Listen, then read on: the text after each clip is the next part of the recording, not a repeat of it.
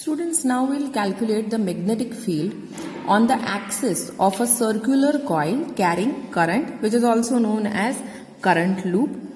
So for that, first we'll just understand the diagram. Suppose if this bangle is a current carrying circular loop, okay? So this bangle carries current. Now because of this current carrying circular loop, we have to calculate magnetic field at a point on its axis. So what is the axis of this current carrying loop? Axis is this one. This is a line which passes through its center. आप देख सकते हो, this is the center of the loop और इस center में से ये एक straight line pass हो रही है. See, ये center दिख रहा है आपको. Now if I rotate it a little bit, then you can see that this blue colored line जो आपको दिख रही है वो क्या है? Axis है. ठीक है. ये pink color का line जो आपको दिख रहा है, what is this? This is its radius. Okay. And this is a point where I need to calculate magnetic field. तो अब इसको मैं draw करती हूँ. So you can see here, this is the current carrying loop. Suppose this is the direction of current in this loop. R is the radius. This line is the axis of this loop.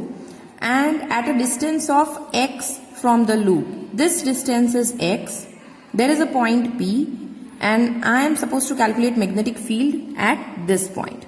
Okay. Now what I will be doing is, I will divide this current carrying loop into small current elements, because पूरे loop के वजह से कितना magnetic field है इस point पे वो तो मुझे नहीं पता है. So इसको मैं छोटे छोटे current elements में divide कर देती हूँ. तो suppose this is one current element, this is IDL. ठीक है, इसका डायरेक्शन ऐसा होगा. सेम वे इसके डायमेट्रिकली अपोजिट पॉइंट पे यहां पर भी एक करंट एलिमेंट होगा IDL, इसका डायरेक्शन ऐसा होगा. ठीक है. Now the distance of this current element from this point P is this. ये डिस्टेंस है जिसकी वैल्यू है R. ठीक है. सो मैंने क्या किया, ये करंट कैरिंग लूप को छोटे छोटे टुकड़ों में तोड़ दिया है. अब ये IDL जो छोटा सा टुकड़ा है करंट कैरिंग वायर का, उसके वजह से इस पॉइंट पे कितना मैग्नेटिक फील्ड है ये मैं ढूंढ सकती हूं bye using Biot Savart law. Biot-Savart law में आपने ऐसा ढूंढा है. तो अब इस एक टुकड़े के वजह से, एक करंट एलिमेंट की वजह से यहां कितना मैग्नेटिक फील्ड है वो हम ढूंढेंगे. फिर उसको इंटीग्रेट कर देंगे, IDL को इंटीग्रेट कर देंगे ओवर दिस होल लूप. ठीक है. तो मुझे क्या मिल जाएगा? Total magnetic field at this point. अब इसमें से समझते हैं. This is R, that is this pink colour radius. ये X है आपका और ये जो स्मॉल r है वो ये डिस्टेंस है. सो ये पोर्शन जो है ये हमारा करंट एलिमेंट है, ये पोर्शन. ठीक है. ये करंट एलिमेंट, दिस वन. इस करंट एलिमेंट का इस पॉइंट P से जो डिस्टेंस है R वो ये है. सो ये same to same figure. So I hope you are able to understand these figures and all the angles and everything. Now what is the value of this R? You can see that this is a right angle triangle and this is the hypotenuse. So by using Pythagoras rule, ये R की value हमको कितनी मिल जाएगी? Under root R square plus x square. ठीक है. This is R square is equals to x square plus capital R square. So उसके ऊपर से मुझे ये वाली वैल्यू मिल गई. Now this whole is my x axis. ये पूरा मेरा एक्स एक्सिस है. Now I want to find out magnetic field at this point due to current element IDL. सो लिखेंगे अभी यहां पर हम magnetic field at point P due to IDL. किसको यूज करेंगे? By using Biot Savart law. So from Biot Savart law what I can write. So this is our Biot Savart law, mathematical form of Biot Savart law. Now I will be solving this DL cross R. Just see this. This is IDL and this is R. मुझे इन दोनों का cross product लेना है. तो we'll try to understand it from here. See, this is ideal, मतलब ये वाला current यहां ऐसे फ्लो कर रहा है in this direction. So current is flowing in this direction. So यहां से ऐसे आ रहा है. So this is the direction of current. ठीक है, ऐसे इस डायरेक्शन में करंट आ रहा है. Now just see what is R. R क्या था इसमें से, ये था ना R. This is R. So what is the angle between this current and R? ये देखो करंट को मैंने पकड़ा यहां पर. This is current and this line, this one is R. तो इन दोनों के बीच का एंगल आप समझने की कोशिश करो. This is current and this is R. एकदम ऊपर से देखो आप, यहां प्लेन में मैं रखती हूं. एंगल कितना दिख रहा है आपको? This angle is 90. I यहां पर है, ये R है आपका, आप देख सकते हो ये वाला R है. तो इन दोनों के बीच का एंगल कितना है? 90 है. ठीक है. So this dl cross r can be written as, so we have solved this dl cross r, that will give us dl r sin theta, and the angle between this idl and r was 90. So I wrote it as sin 90. This r cube as it is. Now I'll solve this. So sin 90 will give me 1, and this 1 r gets cancelled with this r cubes 1 r. So what will be left is r square in the denominator. ठीक है. और r square की value from the figure क्या है, यहां हमने देखा था. सो r square is equals to x square plus capital r square. So dB की वैल्यू हमको मिल गई. Okay, so we have obtained dB. Now we'll obtain the direction of dB. Now just see, this dB is equal to what? IDL cross R. So obviously this dB will be perpendicular to the plane formed by IDL and R. So IDL जैसे हमने अभी देखा था, IDL will be along this ring. ठीक है, ऐसा होगा. So ये रिंग जो है वो IDL बनाता है and this is R. So ये IDL और R से बनता हुआ प्लेन जो है वो क्या हो जाएगा? This one. अब उसको परपेंडिकुलर एक vector that will be dB.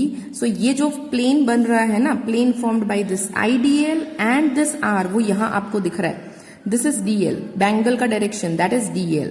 ठीक है, ऐसे मेरे तरफ आ रहा है यहां अगर मैंने ड्रॉ किया है तो. And this is R. सो इन दोनों से बनता हुआ ये प्लेन, ये मेरे फिंगर्स जिस प्लेन में मैंने रखे हैं, ठीक है, इन दोनों से बनता हुआ प्लेन. और ये जो कैप जो बाहर आ रहा है, this is the direction of DB. ये वाला जो प्लेन बनेगा इस प्लेन को परपेंडिकुलर ऐसा. सो DB यहां से ऐसे जाएगा.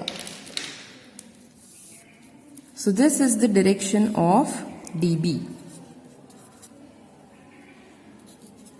This is perpendicular to the plane formed by IDL and R. So ये जो है actually this will be 90 degree. Now just see, ये DB तो यहां हमें इस तरीके से मिला. It is inclined with x axis. मतलब यहां पर मुझे कुछ एंगल मिल रहा है. This angle is theta.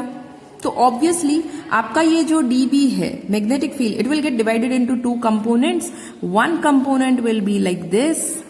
This will B dB cos theta, and one component will be like this. This will B dB sin theta. Okay, now just सी, हमने क्या किया था, ये करंट एलिमेंट यहां पर हमने लिया है. ठीक है, again we'll see from the model. यहां पर देखो, ये करंट एलिमेंट ऐसे है, तो इसी का डायमेट्रिकली अपोजिट पॉइंट कौन सा हो जाएगा? ये वाला. यहां पर करंट एलिमेंट ऐसे होगा. ठीक है ना, जैसा यहां है करंट एलिमेंट वैसा यहां पर भी तो है. जैसे हमने ये R ड्रॉ किया, सेम वे इस करंट एलिमेंट की वजह से अगर यहां मैग्नेटिक फील्ड ड्रॉ करना है तो मुझे यहां से R ड्रॉ करना पड़ेगा. ठीक है, तो ऐसा ही same to same mirror image इस तरफ भी बन जाएगा, और उस केस में मुझे dB मिलेगा इस डायरेक्शन में. उस dB के भी दो कंपोनेंट्स हो जाएंगे. This will B dB cos theta and in downward direction like this I will get dB sin theta. ठीक है, वो मैं यहां पेंसिल से ड्रॉ कर देती हूं. ये इस करंट एलिमेंट की वजह से हमने पूरा फिगर बताया, जो ऐसे बाहर की तरफ आ रहा है. यहां से जो अंदर की तरफ जा रहा है उसकी वजह से अगर मुझे मैग्नेटिक फील्ड ढूंढना है, then this will be my small R. Again IDL और आर को परपेंडिकुलर हमारा हो जाएगा dB. तो फिर इसके भी दो कंपोनेंट्स हो जाएंगे. This again will be dB cos theta and this will B dB sin theta. Now just see, this dB sin theta and this dB sin theta are going to be same in magnitude but in opposite directions. So these two will get cancelled. तो ये जो दो diametrically opposite IDL current elements हमने लिए हैं, उनके वजह से जो perpendicular components थे वो cancel हो गए और जो horizontal components हैं they will get added. तो वैसे इन दोनों के जैसे तो दूसरे बहुत सारे पेयर होंगे.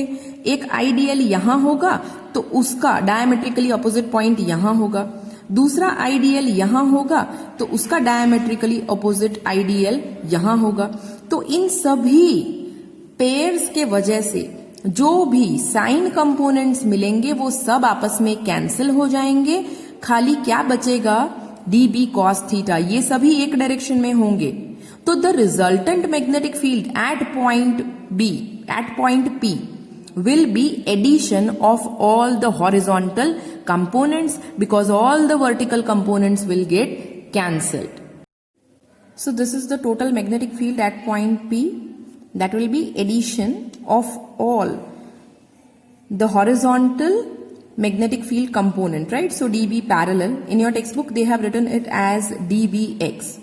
So this is the addition of all the horizontal components dB cos theta, right? Now integration dBx, that is addition of all the horizontal components, will give you dB, right? That is total magnetic field. So I will be substituting now the value of dB from here. Here I obtain dB, so I'll substitute this value of dB in this equation. So after substitution, I obtain this kind of equation. Say I have substituted the value of dB over here from the first equation. That was this equation. So I'll obtain this kind of equation now. So this is our resultant magnetic field. Now I don't want this theta over here. So I'll have to solve this cos theta. So again we'll go back to the figure and we'll solve that cos theta. Now just try to understand this very carefully. See, this angle is 90. The angle between this R and dB is 90, right? This angle is also 90. Now out of this 90, ये blue color से जो आपको दिख रहा है, out of this 90, if this angle, if this much is theta, तो ये remaining portion, अभी हम सिर्फ इस एंगल की बात कर रहे हैं, ठीक है, इस एंगल की. This angle is 90. Out of this 90, if this is theta, तो ये वाला एंगल जो है वो कितना हो जाएगा? That will be 90 minus theta. So I am talking about this small angle, this angle, this will be 90 minus theta. ठीक है, अब आप देखो ये वाला रेड से जो मैंने बनाया है that is 90. If this whole is 90 and out of this 90 degree this much portion is 90 minus theta, तो इतना पोर्शन कितना हो जाएगा? This portion will be 90. This much, sorry not 90, it will be theta. I am talking about this portion. This portion is going to be 90. कैसे ये 90 हो जाएगा? आप देखो इतना पूरा पोर्शन, ये पूरा पोर्शन, ये रेड से जो मैंने मार्क किया है, ये पूरा कितना है? 90. So this total is 90. Out of this whole 90 degree this much portion is 90 minus theta. So 90 minus theta अगर आप करोगे तो क्या मिलेगा? पूरा 90 डिग्री का एंगल था हमारा, उसमें से हमें क्या माइनस करना है, 90 minus theta. If I open the bracket what I will obtain, 90 minus 90, this will become plus theta. ये 90 90 कैंसिल, क्या बचा, theta, right. So this much portion is going to give you theta. So इतना clear हुआ आपका कि this portion is theta. Now just see here, ये वाले angle पे कॉन्सेंट्रेट करो अब. This blue line and this brown line, इन दोनों के बीच का एंगल कितना है, 90. They are perpendicular to each other. Now if this portion is 90, this angle, okay, ये वाला, if this angle is 90, out of this 90 degree, if this much portion is theta, then this remaining portion will be what? This remaining portion will be 90 minus theta. Okay? Now, this angle is 90, ये तो हमें दिख रहा है. This angle is 90. This is a right angled triangle.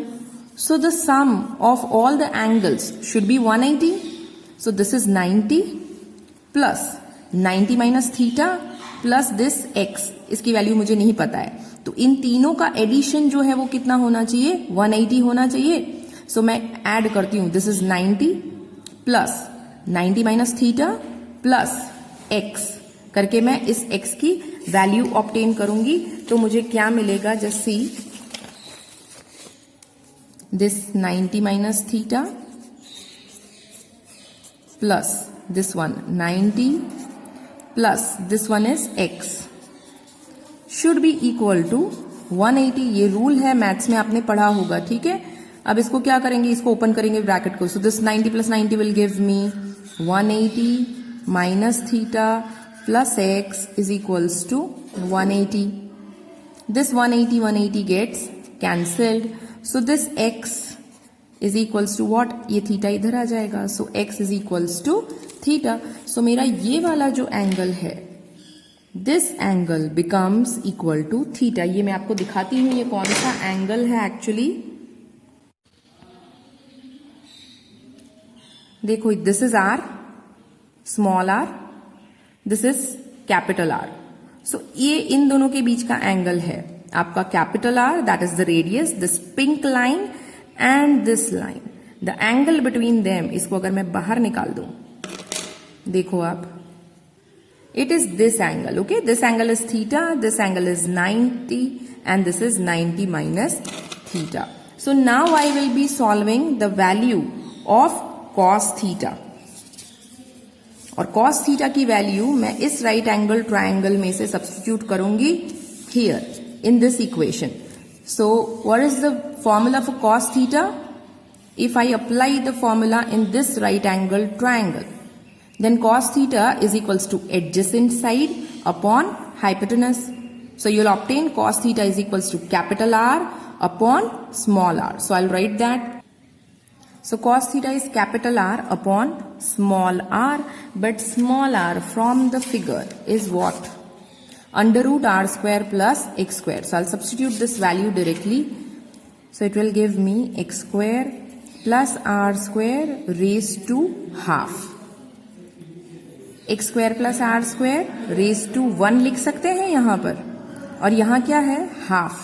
तो क्या मिलेगा मुझे, b is equals to mu 0 idl, this r remains as it is, divided by 4 pi x square plus r square raised to 1 plus 1 by 2. LCM ले लो, so you will get here 3 by 2. Now, what is this integration dl? Just see here in the figure. This is dl, right? So if I integrate all the dl, I am going to get circumference of this loop, that is 2 pi r, capital R. So I'll substitute that value of integration dl over here. So it will give me b is equals to mu 0 I. Instead of integration dl, I will be writing 2 pi r. This r as it is.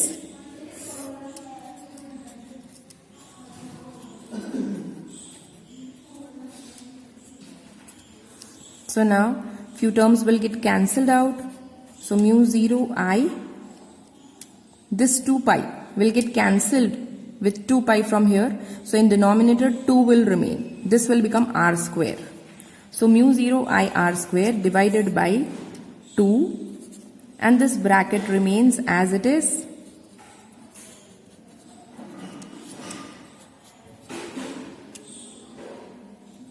Now if I want to write this in vector form, then I have to write here the direction of the magnetic field. What was the direction of the magnetic field? You can see here. This was the resultant magnetic field. All these vertical component got cancelled. So only horizontal components were remaining. So this is along x-axis. So the resultant magnetic field is along x-axis, and the unit vector along x-axis is I cap. So I have written here I cap for the direction. So this is your required equation. This is the magnetic field at a point which is at a distance of x from a current carrying circular loop. So इस point P पे total magnetic field कितना है? इतना. ठीक है. अब अगर आपको ऐसा क्वेश्चन कोई पूछता है कि magnetic field at the center of the loop ढूंढो, हमने यहां पर ढूंढ लिया है. Now I want magnetic field at the center. So what you have to do is you have to substitute x is equals to 0 in the equation which we have obtained just now. Because at the center, if this point P shifts at the center, then this distance x will become 0. अब ये point P यहाँ आ जाएगा, ठीक है? So हमारे इसी equation में हम x के बदले 0 substitute कर देंगे. So now just see, if I substitute x is equals to 0 in this equation, what I will obtain? Magnetic field at the center is equals to mu 0 I r square upon 2. Instead of this x, I have to substitute 0. So I will be left with r square into 3 by 2. So this 2 will get cancelled. So this will give me mu 0 I r square upon 2r cube. Now this r square also will get cancelled. So magnetic field at the center is equals to mu 0 I upon 2r. And as this is a vector quantity, I have to continue with the direction. At the center also, it will be along x-axis only. So this is the magnetic field due to a current carrying circular coil at its center.